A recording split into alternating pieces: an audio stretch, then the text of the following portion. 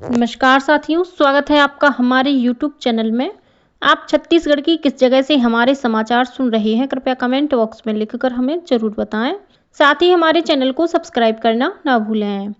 रायपुर से प्रस्तुत हैं छत्तीसगढ़ के प्रादेशिक समाचारों के साथ में रजनी शुक्ला। पहले मुख्य समाचार।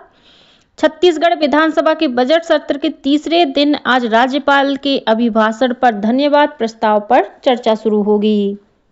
सरगुजा जिले में कल हुए सड़क हादसे में एक ही परिवार के 4 लोगों की मौत, 7 अन्य घायल।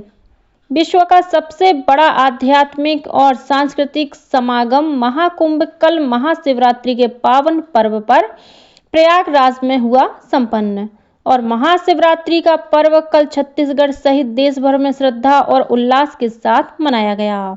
अब समाचार विस्तार से। छत्तीसगढ़ विधानसभा के बजट सत्र के तीसरे दिन आज राज्यपाल के अभिभाषण पर धन्यवाद प्रस्ताव पर चर्चा शुरू होगी। विधानसभा अध्यक्ष डॉक्टर रमन सिंह ने सदन में बताया कि राज्यपाल के अभिभाषण पर धन्यवाद प्रस्ताव पर 27 और 28 फरवरी को चर्चा की जाएगी। इससे पहले आज सदन में प्रश्नकाल और ध्यानाकर्षण सूचना के साथ ही अन्य शासकीय और विधायी कार्य भी संपादित किए जाएंगे। प्रदेश के रायपुर, बिलासपुर और नवा रायपुर में कामकाजी महिलाओं को सुरक्षित आवास की सुविधा उपलब्ध कराने के लिए 6 छात्रावास बनाए जाएंगे। इसके लिए केंद्रीय वित्त मंत्रालय ने विशेष पूंजीगत सहायता योजना के तहत 202 करोड़ रुपए मंजूर किए हैं। इस राशि से रायपुर के तेलीबांधा, टाटीबंध, भैंसथान, नवा रायपुर और बिलासपुर के तिफरा तथा सिरगिट्टी में छात्रावास का निर्माण किया जाएगा। भारतीय चिकित्सा पद्धति राष्ट्रीय आयोग के प्रकृति परीक्षण अभियान में छत्तीसगढ़ ने राष्ट्रीय स्तर पर सम्मान प्राप्त किया है। छत्तीसगढ़ को स्ट्राइक रेट लक्ष्य में देश भर में तीसरा और कुल प्रकृति परीक्षण मानकों में 9वां स्थान मिला है। केंद्रीय आयुष मंत्री प्रताप राव जाधव ने मुंबई में आयोजित समापन समारोह में छत्तीसगढ़ को सम्मानित किया। यह सम्मान अभियान के राज्य समन्वयक डॉक्टर संजय शुक्ला ने ग्रहण किया। इस उपलब्धि के लिए मुख्यमंत्री विष्णुदेव साय और स्वास्थ्य मंत्री श्याम बिहारी जायसवाल ने आयुष विभाग के अधिकारियों और कर्मचारियों को बधाई दी है। सरगुजा जिले के सीतापुर थाना क्षेत्र में कल हुए सड़क हादसे में एक ही परिवार के 4 लोगों की मौत हो गई है, जबकि 7 अन्य लोग घायल हो गए हैं।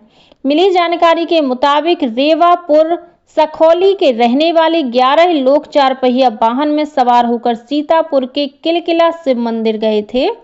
वापसी के दौरान कल दोपहर करीब 12:30 बजे राष्ट्रीय राजमार्ग क्रमांक 43 पर बिशुनपुर गांव के पास कंटेनर ने 4 पहिया को टक्कर मार दी। इस हादसे में 4 लोगों की मौके पर ही मौत हो गई। वहीं घायल 7 लोगों को इलाज के लिए सीतापुर के सामुदायिक स्वास्थ्य केंद्र में भर्ती कराया गया है। घटना के बाद आक्रोशित ग्रामीणों ने कंटेनर में आग लगा दी।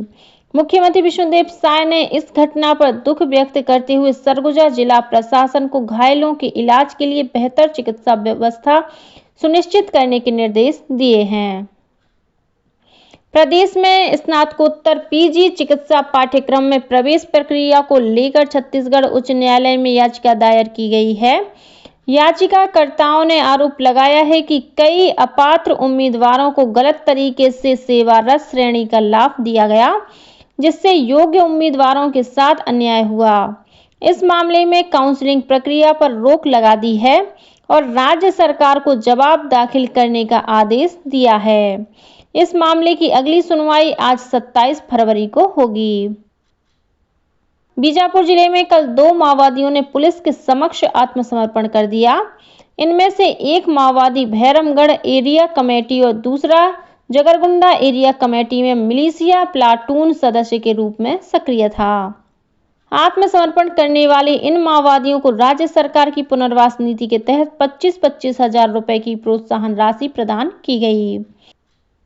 नारायणपुर जिले में अबूझ माड़ पीस हाफ मैराथन के 4थे संस्करण का आयोजन आगामी 2 मार्च को किया जाएगा। मैराथन में शामिल होने वाले धावकों के पंजीयन के लिए नारायणपुर स्थित बालक हाई स्कूल मैदान में आज 27 फरवरी से 1 मार्च तक विशेष शिविर लगाया जाएगा। इस शिविर में धावक निःशुल्क पंजीयन करा सकते हैं। मोहला मानपुर अंबागढ़ चौकी जिले में राष्ट्रीय जांच एजेंसी एनआईए ने भाजपा नेता बिरजू तारम की हत्या और माओवादी गतिविधियों के मामले में 6 संदिग्धों के ठिकानों पर छापे की कार्रवाई की। एनआईए के मुताबिक अलग अलग टीमों द्वारा 24 फरवरी को मानपुर ब्लॉक मुख्यालय और औंधी थाना क्षेत्र के ग्राम सरखेड़ा में यह कार्रवाई की गई। इस दौरान संदिग्ध लोगों के ठिकानों से laptop, mobile, printer, hard disk, memory card, pen drive सहित अपराध से जुड़े अन्य दस्तावेज जब्त किए गए हैं। गौरतलब है कि अक्टूबर 2023 में भाजपा नेता बिरजू तारम की उनके गृहग्राम सरखेड़ा में गोली मारकर हत्या कर दी गई थी। विश्व का सबसे बड़ा आध्यात्मिक और सांस्कृतिक समागम महाकुंभ कल महाशिवरात्रि के पावन पर्व पर प्रयागराज में संपन्न हो गया। 13 जनवरी को शुरू हुए महाकुंभ में अब तक 64 करोड़ 60 लाख से अधिक श्रद्धालु डुबकी लगा चुके हैं। 144 वर्षों में केवल एक बार होने वाले दुर्लभ खगोलीय संयोग से इस वर्ष महाकुंभ का महत्व और भी बढ़ गया है। महाशिवरात्रि का पर्व कल देश भर में श्रद्धा और उल्लास के साथ मनाया गया। राजधानी रायपुर सहित प्रदेश के सभी शिवालयों में सुबह से ही जलाभिषेक और पूजा अर्चना के लिए श्रद्धालुओं की भीड़ उमड़ पड़ी। इस अवसर पर श्रद्धालुओं ने नदियों में पुण्य स्नान भी किया। वहीं गरियाबंद जिले में महानदी, पैरी और सौढूंड नदियों के त्रिवेणी संगम पर आयोजित राजिम कुंभ कल्प मेले में कल सुबह हजारों लोगों ने पुण्य स्नान कर कुलेश्वर महादेव की पूजा की। इस अवसर पर नागा साधुओं के साथ विभिन्न अखाड़ों से पहुंचे साधु संतों ने भी शाही स्नान किया। 12 फरवरी से शुरू हुए इस मेले का कल समापन हो गया। उधर जांजगीर चांपा की धार्मिक नगरी खरौद स्थित लक्ष्मणेश्वर मंदिर में कल सुबह से ही भक्तों का तांता लगा रहा। 8वीं शताब्दी में बने इस मंदिर में दर्शन के लिए बड़ी संख्या में श्रद्धालु पहुंचते हैं। शक्ति जिले के तुर्री धाम में भी भगवान शिव के दर्शन के लिए भक्तों की लंबी लंबी कतारें लगी रहीं। तुर्री धाम में महाशिवरात्रि के अवसर पर 15 दिवसीय मेले का आयोजन किया जा रहा है। वहीं रायगढ़ जिले के गौरी शंकर निकले महादेव मंदिर और पहाड़ स्थित शिवालय में सुबह से ही भक्तों की भीड़ देखी गई। बेलपत्र, धतूरा, दूध, दही, घी, शक्कर, शहद और गंगा जल से भगवान भोलेनाथ का अभिषेक किया गया। इसी तरह बलरामपुर जिले में राजपुर के ओकरा कोठी पत्थल स्थित शिव मंदिर में श्रद्धालुओं का तांता लगा रहा। यहाँ अखंड रामायण पाठ, भजन कीर्तन और मंत्रोच्चार के साथ भगवान शिव की पूजा अर्चना की गई। वहीं कई जगहों पर भंडारे का भी आयोजन किया गया। जसपुर पुलिस ने अवैध शराब तस्करी के खिलाफ कार्रवाई करते हुए 2 दिनों के भीतर 3 करोड़ रुपए की अवैध शराब जब्त की है। इस दौरान 2 ट्रक सहित लगभग 14,000 लीटर शराब बरामद की गई। इस मामले में पुलिस ने 2 आरोपियों को गिरफ्तार किया है। जिले के वरिष्ठ पुलिस अधीक्षक शशि मोहन सिंह ने बताया कि लोरो घाट के पास एक ट्रक की जांच के दौरान सीमेंट की बोरियों के पीछे छुपाकर रखी करीब 7,000 लीटर अवैध अंग्रेजी शराब पकड़ी गई। इस मामले में ट्रक चालक को गिरफ्तार किया गया है। वहीं दुलदुला थाना पुलिस ने एक ट्रक से लगभग 7,000 लीटर अवैध अंग्रेजी शराब बरामद की, जिसकी कीमत करीब 2.5 करोड़ रुपए बताई गई है। और अब कुछ अन्य समाचार संक्षेप में। परिचालन संबंधी कारणों से आज 27 फरवरी से 1 मार्च तक दुर्ग से चलने वाली दुर्ग छपरा सारनाथ एक्सप्रेस को रद्द कर दिया गया है। वहीं आज 27 फरवरी को दुर्ग से रवाना वाली दुर्ग नौतनवा एक्सप्रेस परिवर्तित मार्ग वहाया सतना ओहान बांदा कानपुर सेंट्रल गोरखपुर के रास्ते नौतनवा जाएगी।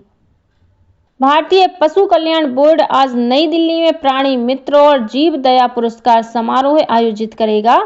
समारोह में पशु कल्याण और संरक्षण में उल्लेखनीय योगदान देने वाले उत्कृष्ट व्यक्तियों और संगठनों को सम्मानित किया जाएगा।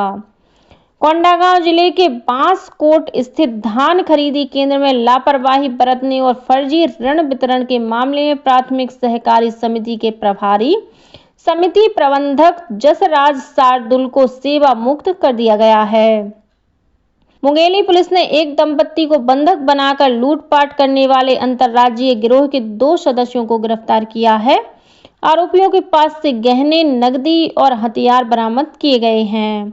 और कोरबा कलेक्टर ने जिला मुख्यालय में विभिन्न संगठनों के धरना प्रदर्शन के लिए शहर के घंटा घर स्थित बाबा साहेब भीमराव अंबेडकर ओपन ऑडिटोरियम क्षेत्र में सियान सदन की ओर स्थित रिक्त भूमि को आरक्षित किया है।